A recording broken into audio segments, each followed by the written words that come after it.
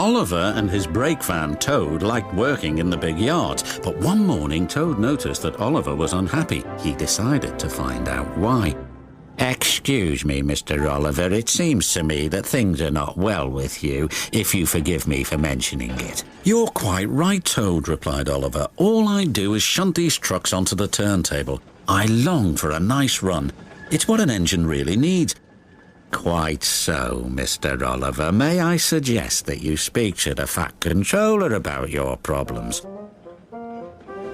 Oliver just grew unhappier, and he was rough with the trucks.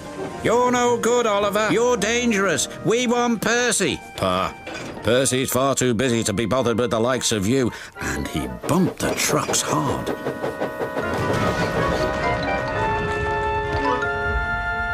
"You silly engine," shouted a workman. "It'll take a long time to repair this turntable, which'll cause confusion and delay."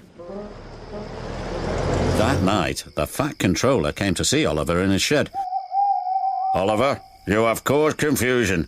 I thought you could control trucks. You shall work the mail train for a while. Maybe the night air will clear your smoke box." "Yes, sir. Sorry, sir," said Oliver sadly. "Cheer up, old chap," said his driver. "The mail train run is a grand run for a fine engine like you." Oliver smiled, but he still felt he'd let everyone down. His driver took them along the coastal run with the mail train. The sea was calm and the fresh air couldn't help but brighten Oliver's spirits.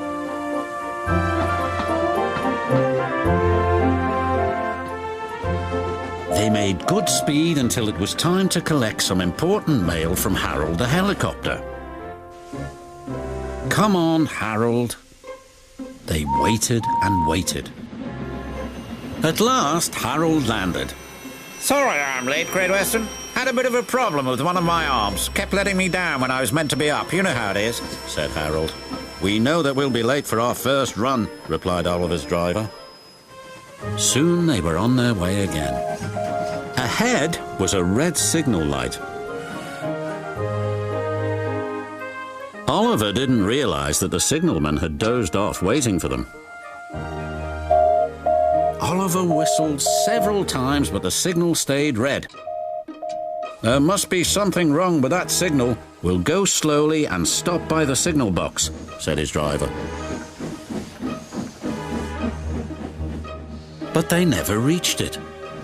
The points before the signal box were switched to an old track. They were going the wrong way. Oliver's fireman was concerned. "We need to find a water tower soon." Instead, they saw an old rundown station.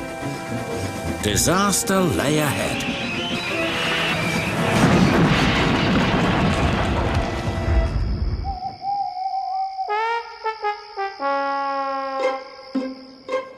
Meanwhile, the Fat Controller was very worried. "Oliver has not returned. We had better send out a search party." Soon he was high in the sky with Harold.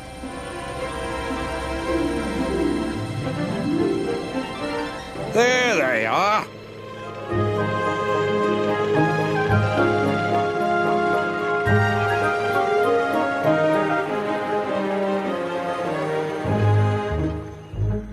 "It wasn't Oliver's fault," sighed the driver. "I'm aware of that. I'm just glad you are all safe." Then he saw something. It was an empty old house beside the station. He went to inspect it.